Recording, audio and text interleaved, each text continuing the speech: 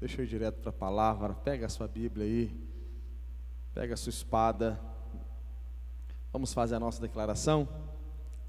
Esta é a minha Bíblia.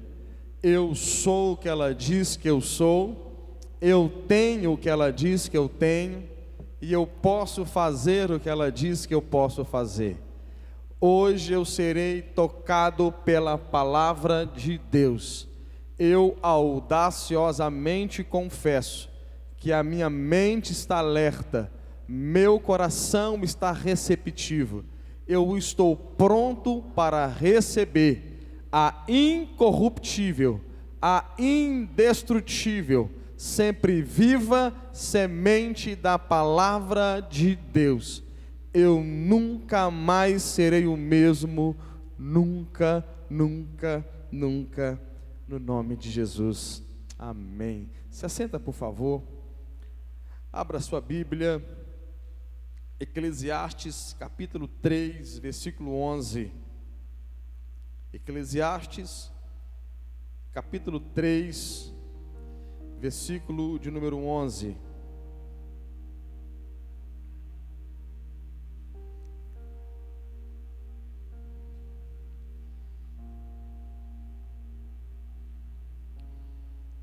Eclesiastes, capítulo 3, versículo de número 11.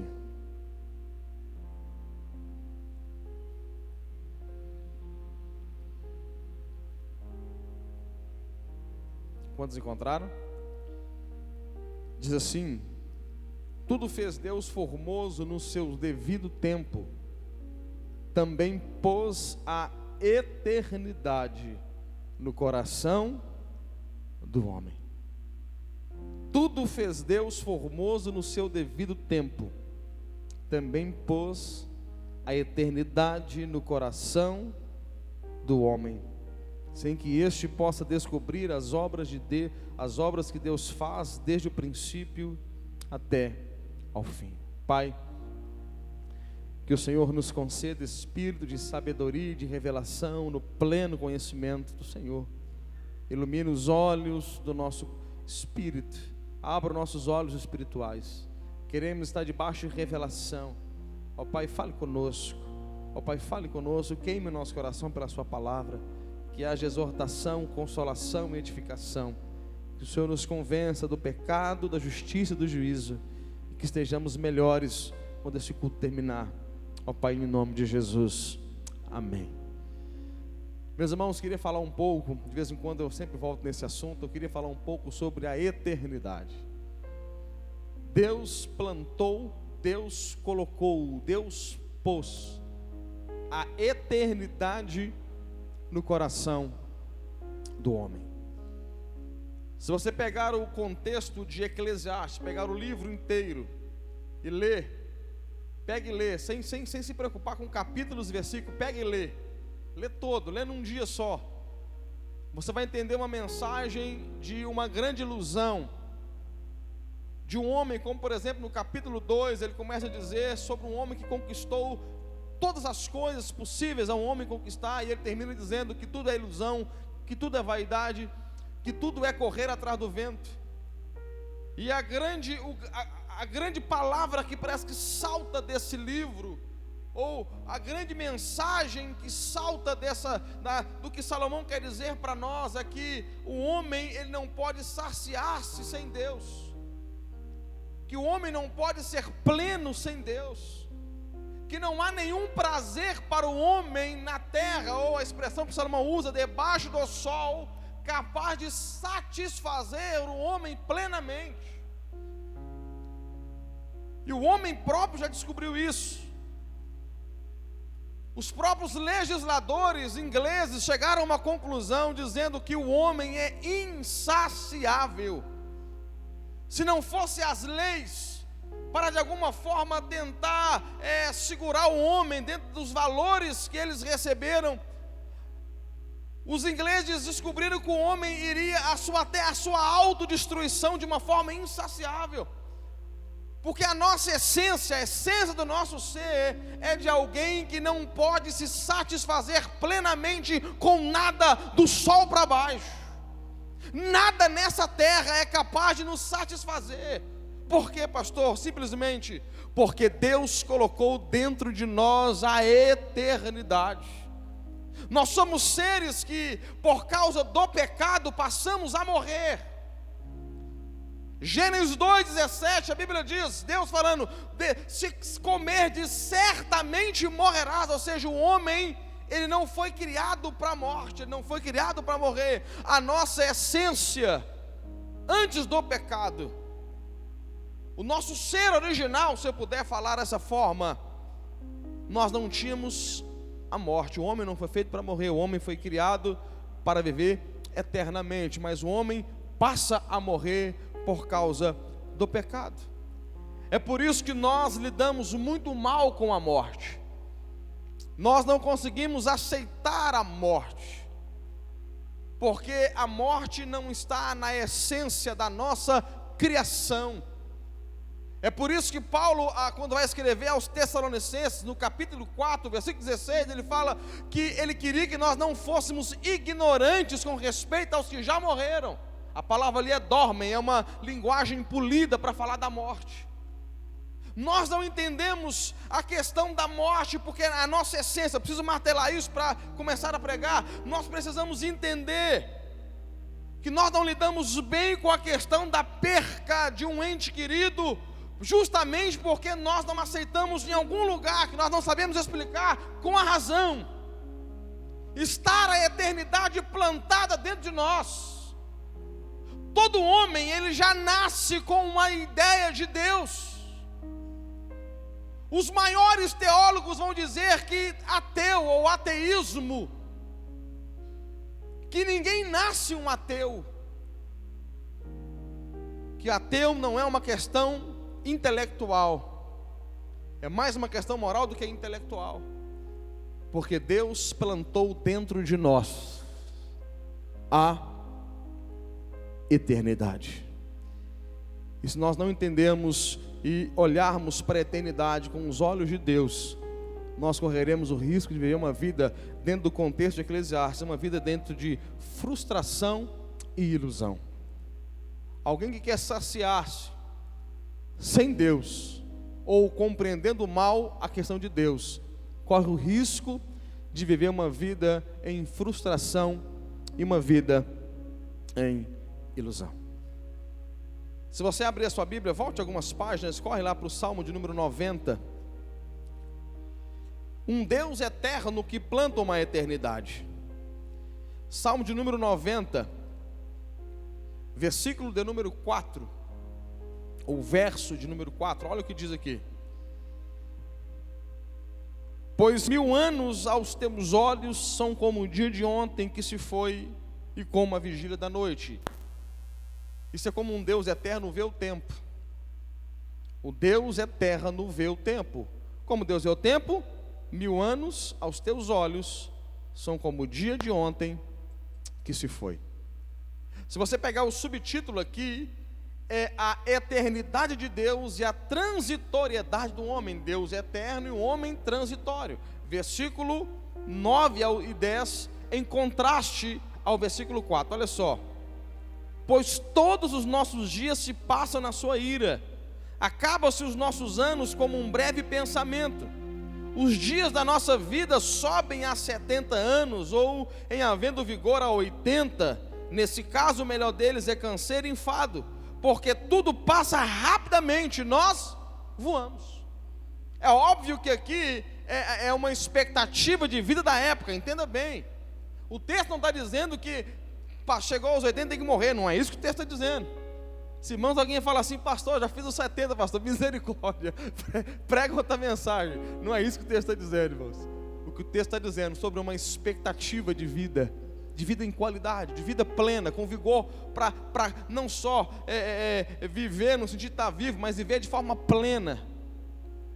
Então Deus pega, de um lado nós temos um Deus eterno, um Deus que criou todas as coisas e é eterno. Do outro lado temos a transitoriedade do homem, um homem que vai passar. A vida terrena vai passar, mas a vida espiritual é eterna.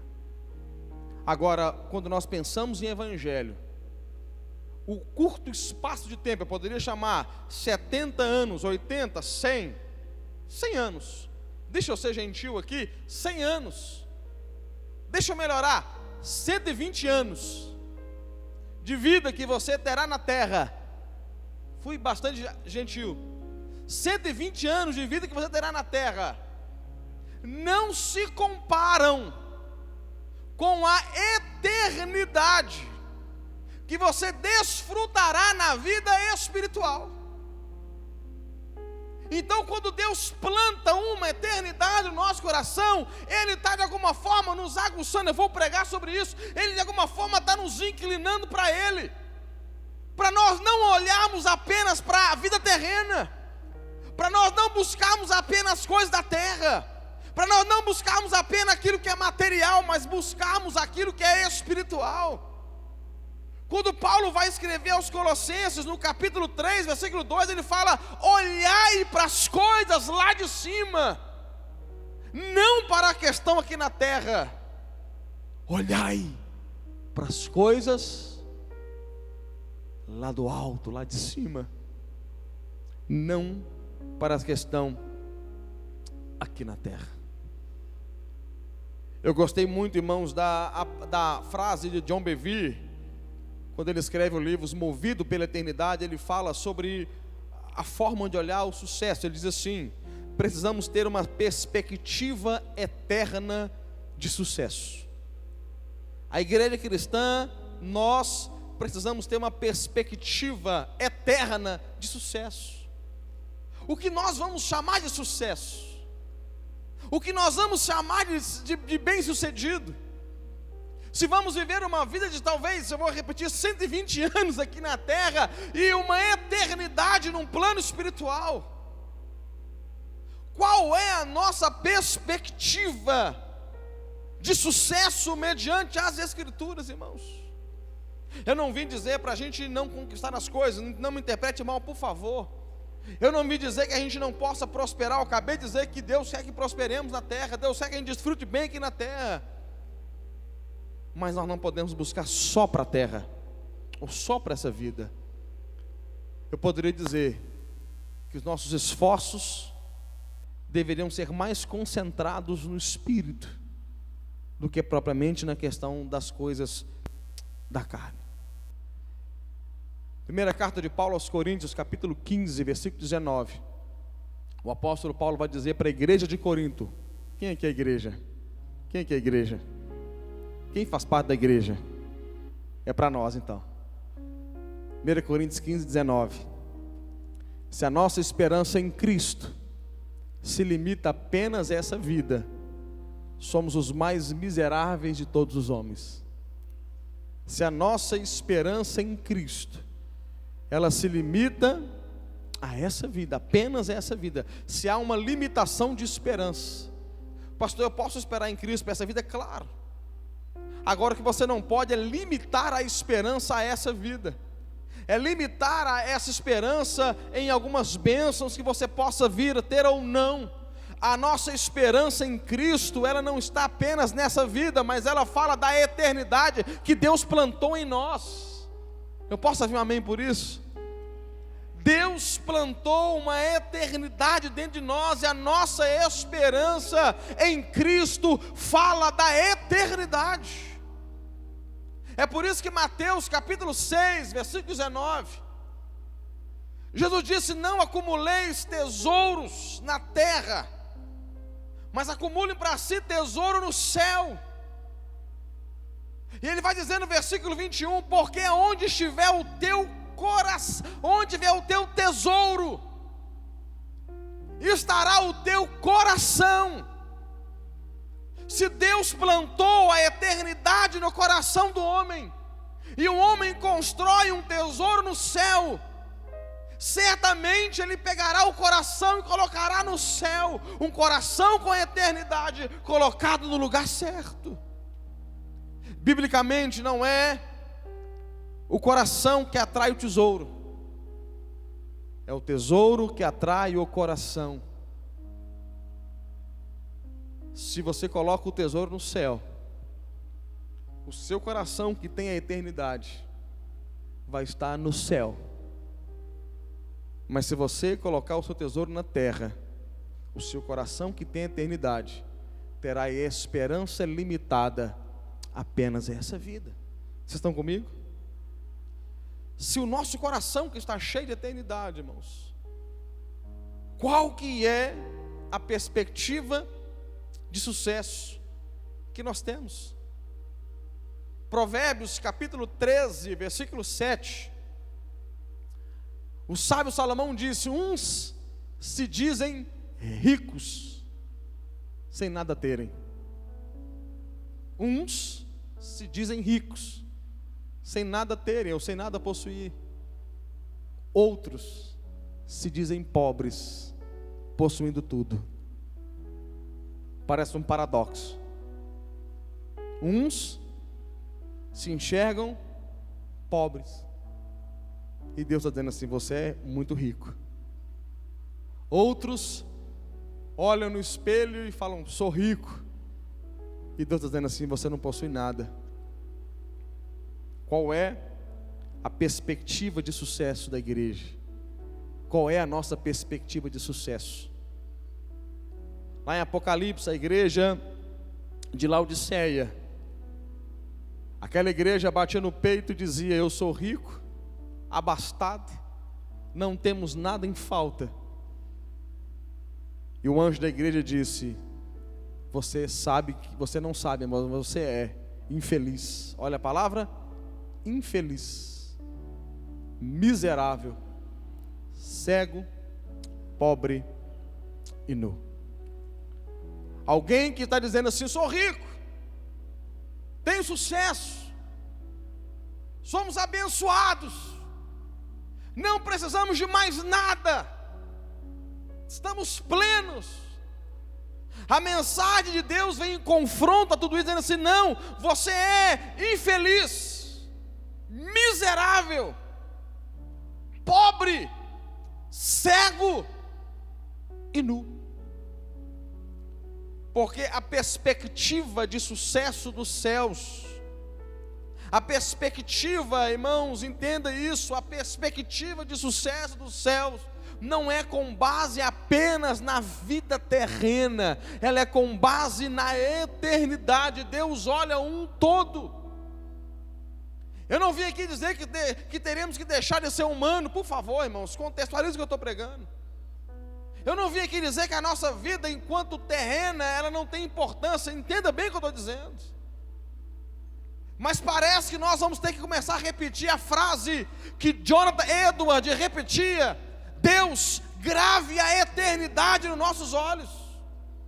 Nós precisamos pensar um pouco mais sobre a eternidade. Pensar um pouco mais sobre a eternidade. Porque Deus plantou a eternidade no nosso coração. Se você ler 1 Tessalonicenses capítulo 5, versículo 23, você vai ter uma ordem. Porque nós falamos assim, quando perguntam assim: quem somos nós? Alguém fala assim: nós somos corpo, alma e espírito, né? Mas na verdade a Bíblia nunca coloca nessa ordem: corpo, alma e espírito. A Bíblia coloca na ordem, depois você confere: espírito, alma e corpo. Não corpo, alma e espírito. Espírito, alma e corpo. A nossa essência é espiritual. Segunda, quando você lê Efésios capítulo 1,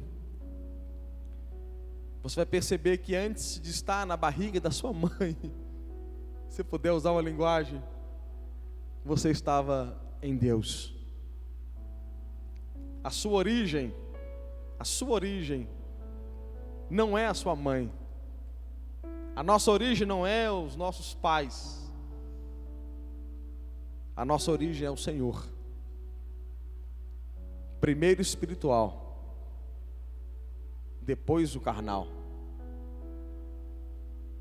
Antes, a Bíblia diz que nós fomos criados em Deus antes da fundação do mundo. Antes da fundação do mundo, nós já estávamos em Deus. É por isso que a Bíblia diz: espírito, alma e depois corpo. Nós temos uma necessidade de Deus. Nós temos uma necessidade dos céus. Eu queria ler uma frase de um dos maiores teólogos, C.S. Lewis.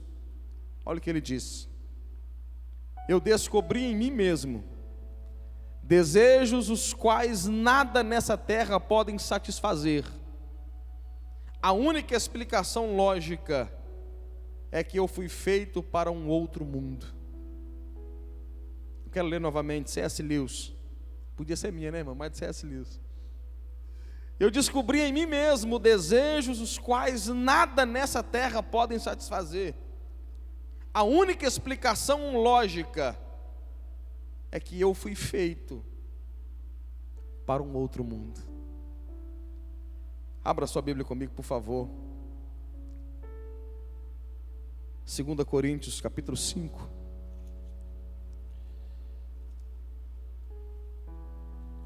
Segunda Coríntios, capítulo 5, verso 1.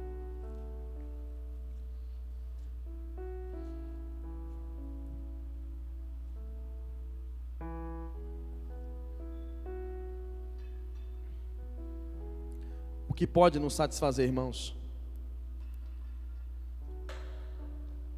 Glória a Deus.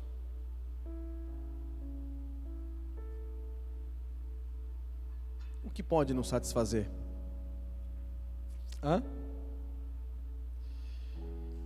2 Coríntios 5. Olha só. Verso 1. Sabemos que se a nossa casa terrestre deste tabernáculo se desfizer, temos da parte de Deus um edifício, casa não feita por mãos, eterna nos céus.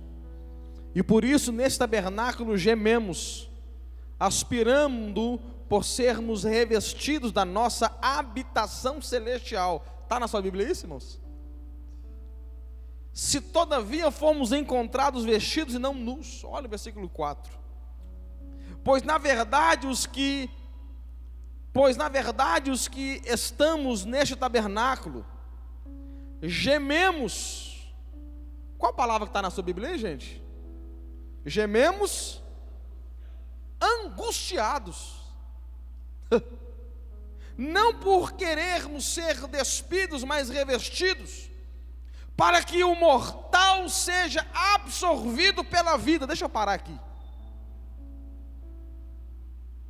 O que Paulo está ensinando para nós é que nós estamos gemendo angustiados. Há uma angústia, um gemido no nosso espírito. Não é o gemido inexprimível de Romanos 8, 26. É o nosso gemido, é o gemido do nosso espírito. E o nosso espírito está gemendo angustiado por Deus. O nosso espírito geme para ser revestido da habitação espiritual. Quem nós somos de verdade anseia desesperadamente por Deus. É por isso que nada pode nos satisfazer. É por isso que não existe experiência debaixo do sol capaz de nos tornar pleno. Um homem sem Deus tem mais dificuldade de compreender isso. O homem sem Deus tem mais dificuldade de compreender essas coisas, apesar de que nós também não somos plenos, apesar da igreja. Ninguém é pleno, mesmo servindo a Deus. Ninguém é pleno, mesmo servindo a Deus. Parece heresia. Pastor, só veio pregar heresia nesse domingo. Mas nós não somos plenos. Como diz o Agostinho de Hipona, para os católicos, Santo Agostinho, como dizia, todo homem tem um vazio do tamanho de Deus. O Agostinho, ele defendia uma teologia como Deus lançando uma flecha, um arqueiro que lança uma flecha. E alguém que está no mundo, essa flecha está perdida, está sem sentido, uma flecha sem alvo.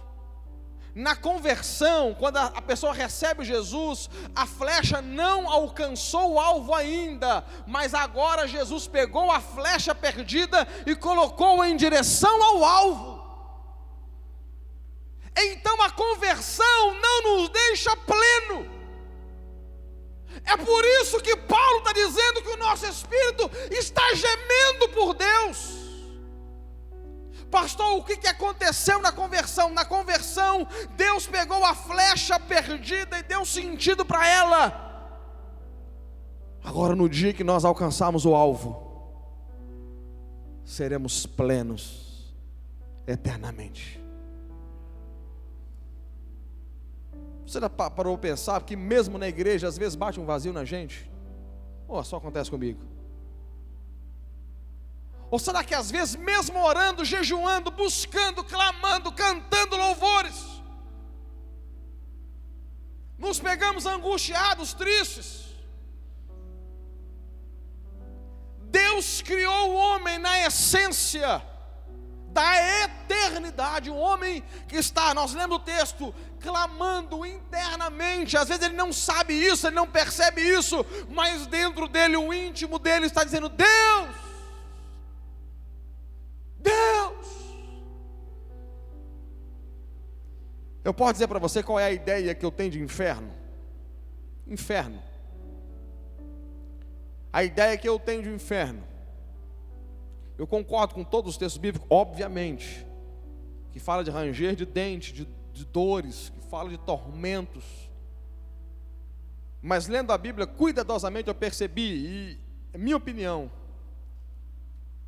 que maior inferno não é ranger de dentes, dor, gemidos, fogo, o quadro que a gente pinta quando a gente lê o texto. Na minha opinião, o maior inferno chama a ausência da presença de Deus eternamente. Ausência da presença de Deus eternamente. Nós temos a carne, e a carne, ela não pode ser saciada plenamente, ela é insaciável. Mas nós conseguimos distraí-la com prazer. Amém? Nós distraímos com sexo, com bebida, com rolê, com festas. O ser humano, ele distrai. E mesmo assim, o homem termina uma noite com a mão debaixo do travesseiro, mais vazio do que foi. Por quê? Porque ele não está pleno no rolê. Eu estou usando uma linguagem que todo mundo entende. Ele não foi pleno. A droga, o sexo, a bebida, as festas, o dinheiro, a fama, o luxo, o reconhecimento, não foi capaz de suprir. Mas por alguns minutos, talvez em alguns êxtases, despistou, enganou, disfarçou, mas o vazio está lá, do mesmo jeito. Pastor, onde o senhor quer chegar? Imagina quando chegar o tempo onde a Bíblia fala que as primeiras coisas já se passaram. Não temos mais uma carne. O plano espiritual. Se com tudo isso o nosso espírito está gemendo por Deus, a pergunta que eu faço a mim mesmo: e o dia que tudo isso passar? E o dia que passar a prática das primeiras obras? E o espírito vai gemer desesperadamente por Deus.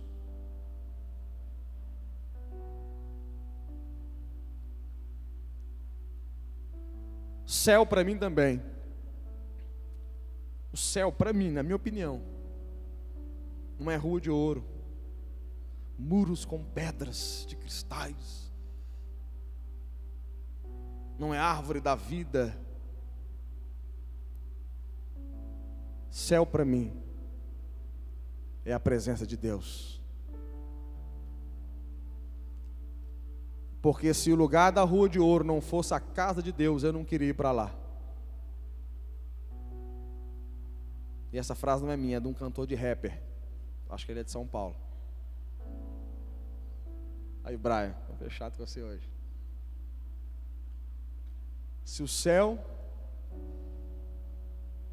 Se Deus não estivesse no céu, o céu não seria céu. Porque o valor do céu não é o ouro. O valor do céu é a presença eterna de Deus. Quantos amam a presença de Deus?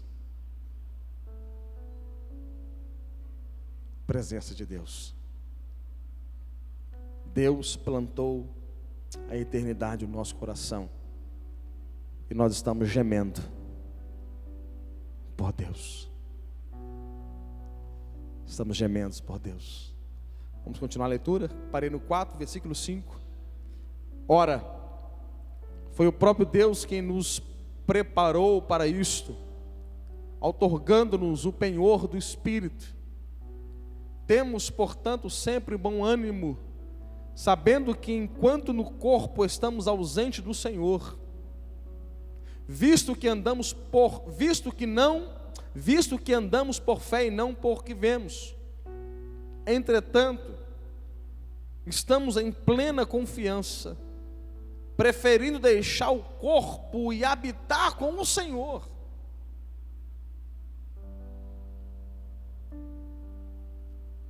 O Paulo, irmãos, é meio doido. O Paulo está entendendo o que está dizendo. Que essas palavras parece sinônimo do que ele disse em Filipenses capítulo 1, versículo 20, 21.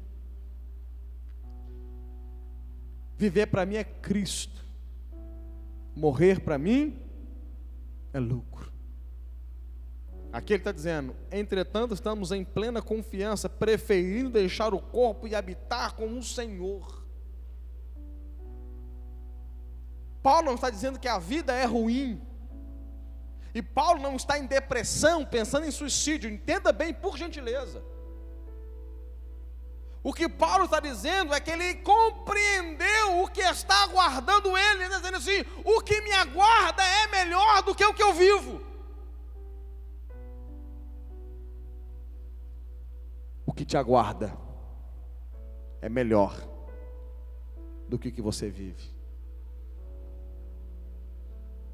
O que te aguarda é infinitamente maior e melhor do que aquilo que você vive. Paulo entendeu. Versículo 9. É por isso que também nos esforçamos, quer presentes, quer ausentes, para lhe sermos agradáveis, pois importa que todos nós compareçamos perante o tribunal de Cristo, para que cada um receba segundo o bem ou mal o que tiver feito por meio do corpo. Fique em pé, por favor, deixa eu orar com você.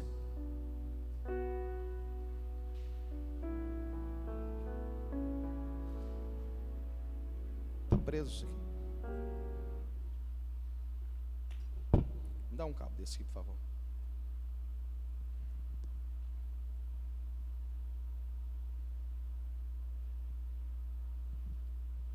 Vê se você consegue soltar, Jéssica, por gentileza. Se não sair, tá bom. Isso é mais difícil que desembolado, que linha de pesca. Irmãos, olha, Jéssica, você está aí, me ajuda aqui. Pega aqui nessa ponta aqui, ó. Pega aí.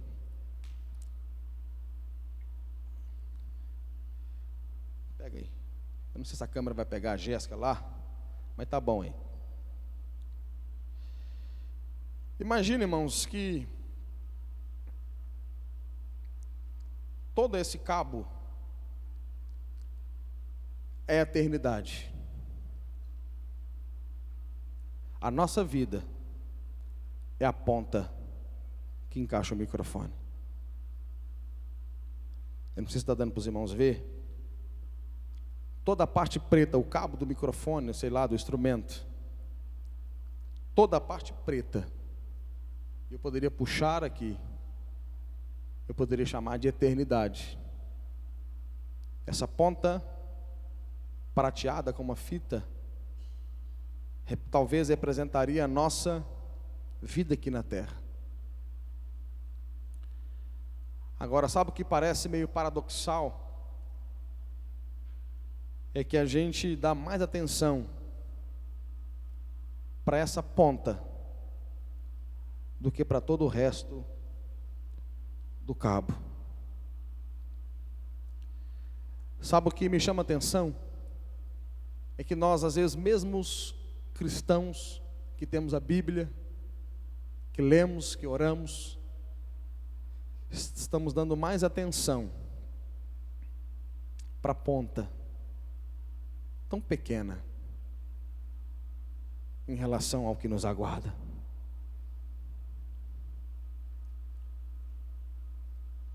O pastor Márcio está dizendo, o pastor Márcio sempre diz para nós, vida eterna não é quantidade de vida, não é quantidade, é qualidade.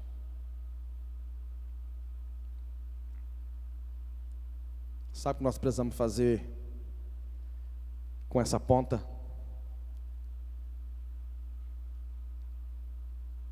Viver nessa ponta, conectando ela a toda a eternidade. Tudo que você fizer com essa ponta, tudo que você fizer com a sua vida no corpo, determinará se você vai viver a eternidade com Deus ou sem Deus. Esse pequeno momento, 70, havendo vigor 80, eu te dei 120. Tudo que você fizer nesse tempo determinará todo o resto da sua história, que não se limita a essa ponta que você chama e eu chamo de vida. Quem está entendendo isso aqui? Dê atenção para a sua vida, porque dela depende a eternidade. Amém? Amém? Nós fomos criados para a eternidade. Uma pontinha dessa em relação a todo esse cabo. Vamos orar? Vamos orar. Pai, em nome de Jesus, grave, Senhor, a eternidade nos nossos olhos. Nos ajude a pensar em vida plena, na perspectiva dos céus e não da terra. Nós, como igreja, como filhos, queremos sim ter vida abundante no que tange também as coisas materiais, ter um casamento abençoado, uma profissão abençoada, uma vida abençoada. Isso é promessa e nós nos apegamos nela. Mas nunca, Senhor, nunca queremos perder a eternidade com o Senhor. Nos ajuda, Senhor. Nos ajuda. Nossa vida é um breve pensamento. Nossa vida passa rápido.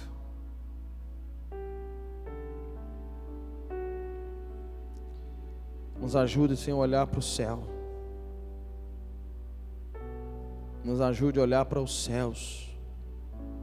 O céu dos céus. Nos ajude, Senhor.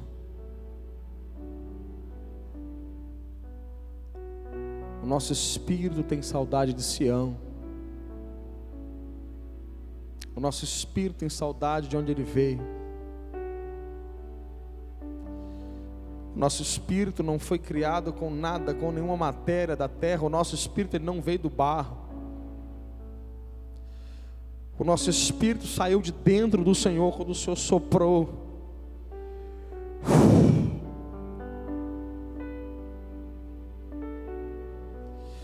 E o que veio de ti volta para ti.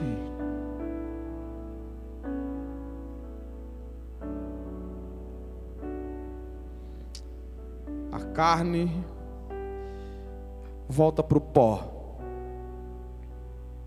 Veio da terra e volta para a terra. O espírito volta para o Senhor, porque veio de ti. Nos ajude, Senhor. Nos ajude. Nos ajude.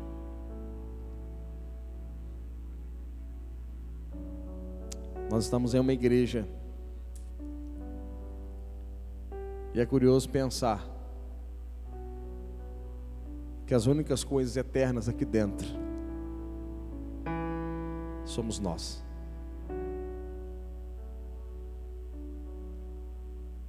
Parece heresia o que eu vou dizer aqui. Parece. Mas nem a Bíblia a gente vai precisar no céu. Lá não. Lá não vou precisar de abrir. Não. Lá nós vamos conhecer desfrutando. Gastaremos uma eternidade e talvez a gente não consiga esgotar todo o conhecimento de Deus. Eu não sei como será lá. Mas aqui dentro, só nós somos eternos. Pessoas, mais nada. Sabe uma coisa que deveria ter mais valor para nós? Pessoas. Quando eu falo nós, não só nós aqui da igreja ou cristãos, ser humano. Pessoas. Mas quando nós não entendemos a eternidade, nós matamos pessoas para conquistar coisas. Derrubamos pessoas para conquistar coisas. Que vai ficar tudo aí. Todo o ouro que Deus plantou na terra, quando criou a terra, lá em Gênesis, ainda está na terra. O homem não foi capaz de tirar, talvez tirou da terra, colocou num dedo, num colar, num relógio, mas está na terra.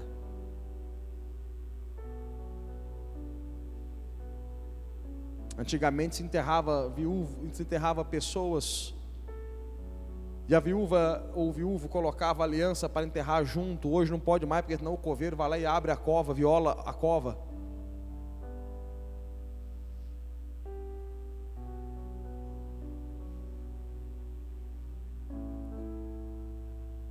Ah, se nós entendêssemos um pouco mais sobre a eternidade. Ah, se o homem olhasse um pouco mais para o céu.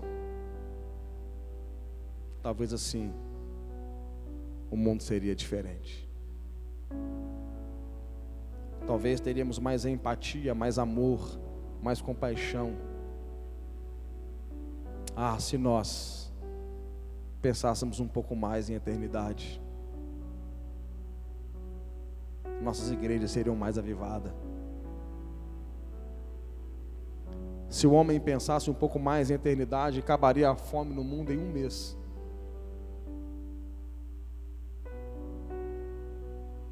Ah, se o homem pensasse um pouco mais em eternidade. Ah, sim. Quero fazer a última oração. Coloca a mão no teu coração. Fecha os seus olhos. Eu quero fazer essa oração. Nós vamos nos identificar um com os outros. Nós vamos terminar esse culto. Hoje você vai embora para casa um pouco mais cedo. Ore comigo assim: Senhor Jesus,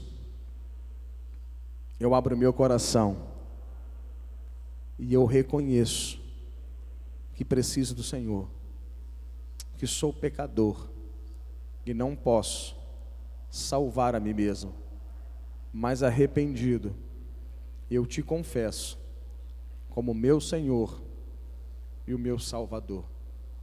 E eu, Jesus, que havia me desviado, arrependido eu volto, na certeza que o Senhor me recebe de volta.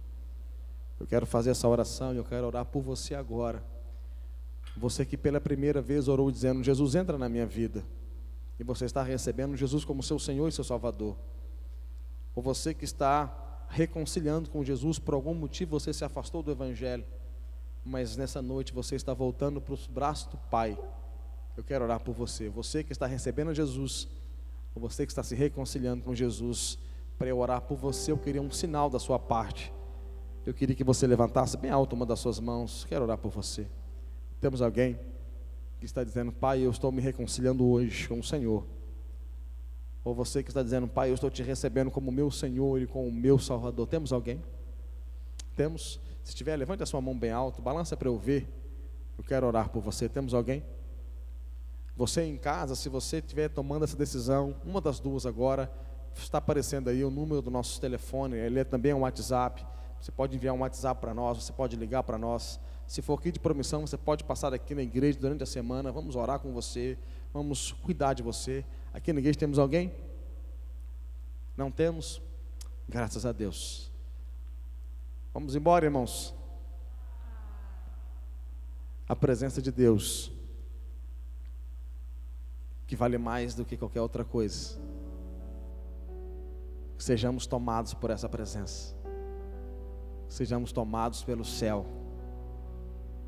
E toda vez que você estiver triste sem motivo, lembre-se da eternidade.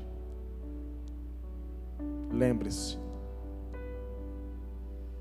Deixa eu terminar falando algo. Uns dizem assim: eu não sou feliz porque não comprei a casa. Outros dizem: eu não sou feliz porque eu não casei. Outros dizem: eu não sou feliz porque eu não passei naquele concurso. Eu não sou feliz porque afinal de contas eu não tenho um namorado, uma namorada. Eu não sou feliz porque eu não tenho aquele carro. Se eu morasse naquele país eu seria feliz. Se eu. E aí eu seria feliz. Se eu. E sabe o que acontece?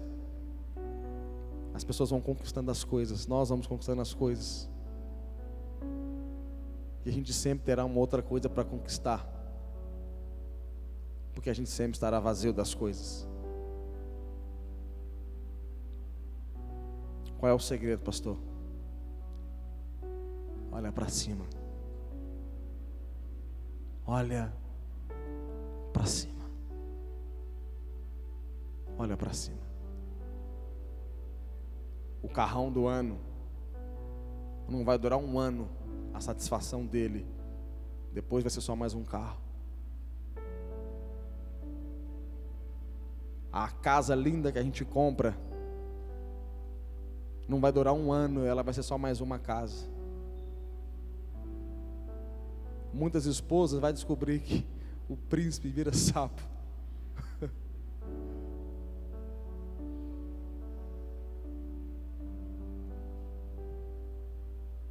Olha para cima. Em nome de Jesus, levanta a sua mão. Que a graça do Senhor Deus, o Pai, a comunhão do Filho e a consolação do Espírito esteja na sua vida, não só hoje, mas eternamente. Amém. Deus abençoe. Amanhã, quantos homens temos aqui? Cadê os homens? Os homens? Só os homens. Dá um glória a Deus e homens. Não, mas antigamente a voz do homem era mais grossa. Dá um glória a Deus e homem. Aí, começou a melhorar. Amanhã, não se esqueça, temos aqui a reunião dos homens, às 20 horas, amém?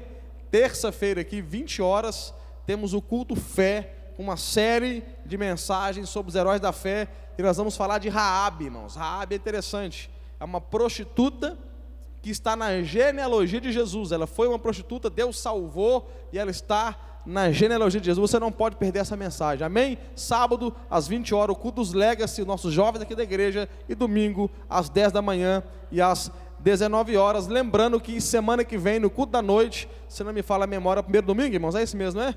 É o primeiro domingo do mês? Então é ceia para nós, amém? Ceia do Senhor domingo à noite, no segundo domingo, ceia do Senhor no domingo, no culto da manhã.